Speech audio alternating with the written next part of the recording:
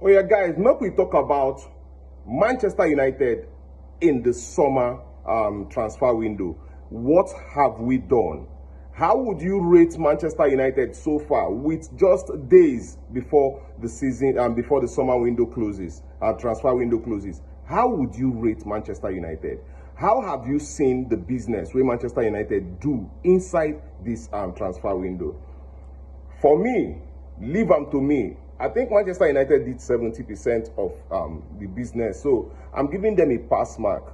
If they go ahead to get a midfielder and a goalkeeper, I will give them 100% because they addressed the issues at Manchester United head on, position by position up to the goalkeeper. So I will give them 100%. But for now, it has to be 70% because majority of what we suffered last season has been addressed.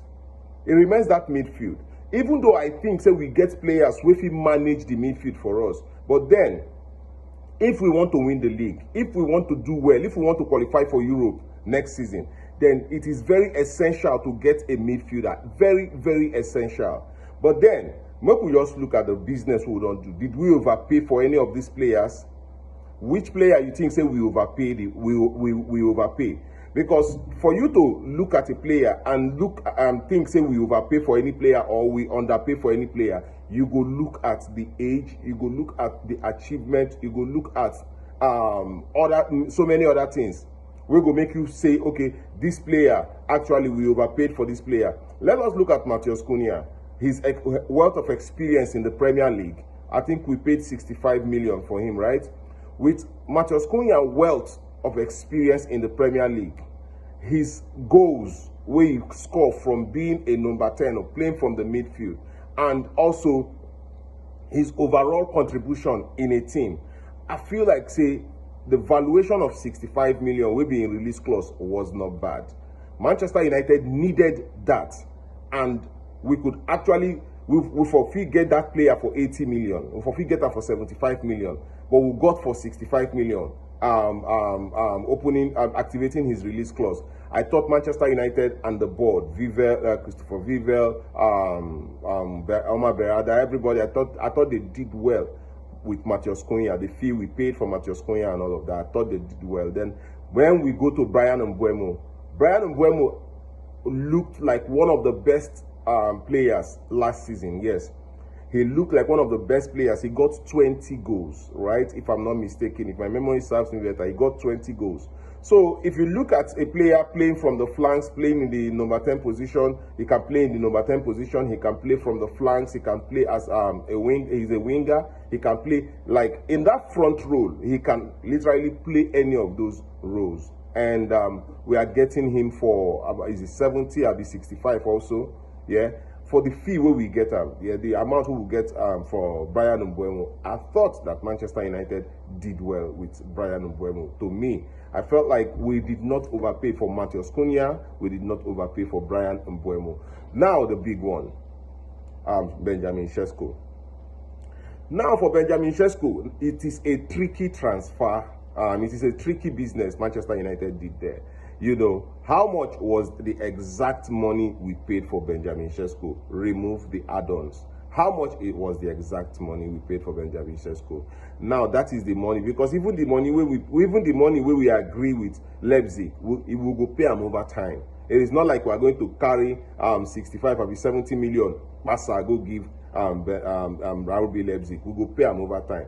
And if you look, say we go pay them over time, Manchester United will look at recuperating some of those monies back from different channels, endorsement and all of those things. We will get the money back, right? Now, if you look that amount, look at the age, look at the prospect, look at what he might achieve. You go not say we no overpay for Benjamin Sesko. We no overpay for him because he is 22. He never did in prime yet. He's not in his prime yet. So he is going into his prime.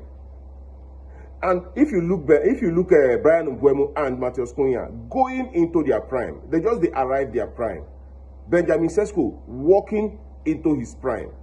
We got him for that amount. We have the ability to sell and make more money. if as long as because the board has changed. It don't be like before when we go buy player, we would struggle to sell. Now the board has changed. Now these players, we are putting them on realistic wage bills, where we say if other clubs go fit still pay for them, if we have to let them go. So look at the ceiling of Benjamin Sesko. If you look you go know say Manchester United no really do bad business on top Benjamin Sesko, because he go come to Premier League, he go play inside Premier League, he go generate money for Manchester United, and if he eventually has to leave, Manchester United will still make money off him. So that is not overpaying for Benjamin Sesko. We looked at everything that he has a long-term project, right? So over time, when we look at all of these things, I don't think say Manchester United did bad business with the incomings where they get from different clubs. And if you look at Manchester United addressed the issues. We addressed our issues one after the other.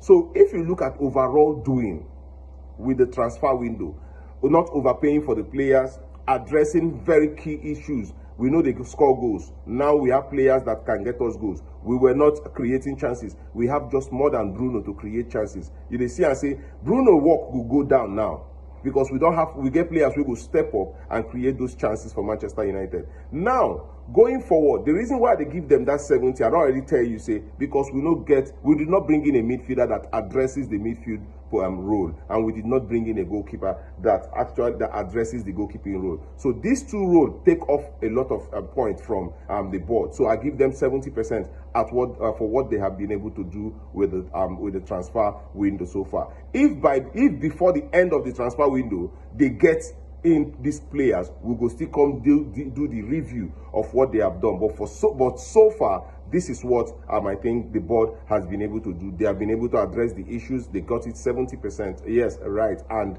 I think Ruben Amorim right now is good to go. Even though he's still clamoring for a midfielder, I think that he has improved the team in some sort of way. If I be the board, if I look how Manchester United take play Arsenal, if I look how Manchester United go take play Fulham, then if I see how they play, and they played very well, I'll be pushed to go get him that midfielder, because he has clearly showed that with the players he wants, he can improve the team structure, pattern of play, and all the tactical analysis where he go fit to the run. So overall, I give it up for the board. They have done well, but I'm looking at them to do more. Let us see how Manchester United turns out against Fulham. What do you think? What do you think with everything that I've said? Do you think that the board did well? Do you think that the board overpaid? I'd like to get your comments in the comment section. Remember to subscribe and to click the notification button. Subscribe to this channel, because it is all analysis, it is all banter, it is everything that you look at a Manchester United fan. This is a Manchester United dedicated TV. We discuss every other Premier League stuff here. Premier League, Champions League, we discuss it here. Please click the subscribe button, click the notification button. Anytime we drop video, it will hit you, you will get them. Thank you. I want to know what you think in the comment section. I'll be there to interact with all of you. See you again in my next video.